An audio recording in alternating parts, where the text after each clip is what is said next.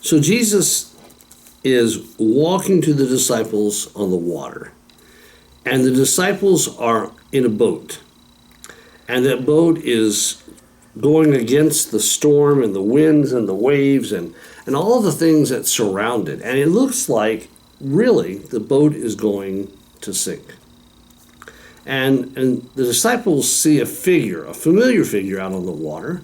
And they look and they think it's Jesus, but they're not sure. And so they call out to him, and Jesus says, "It's me." And he says, "If you want to, step out of the boat and walk to me on the wind and the waves." Many years ago, I read a book called "If You Want to Walk on Water, You Have to Get Out of the Boat." And at that time, the author, John Ortberg, was one of my very, very favorite authors. And I think Ortberg is right. We emphasize Peter's failure.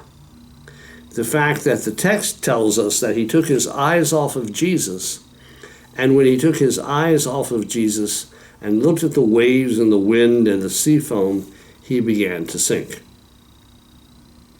And Jesus takes Peter by the hand, and they go into the boat, and he says, "Where was your faith? Why did you doubt? What was happening?"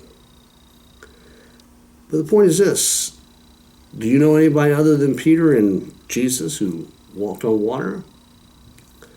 Sometimes we have to risk for Christ. It's easy to stay safe. It's easy to play it safe. But sometimes we have to take a risk. Now, when we take a risk, we might fail. But failure is not always bad. Sometimes failure can help us to learn and to grow. And as Einstein said, it's one less way of making a light bulb. But if we risk, not only might we fail, but also we might succeed. But we'll never know unless we step out of the boat and follow Jesus' invitation to walk on water. So what is something big, audacious, and great? Jim Collins used to talk about those terms in his books about success and effectiveness. What is something that's big, audacious, and great that you've always wanted to do for and with Christ? Maybe now's the time.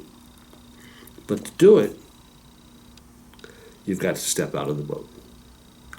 God bless.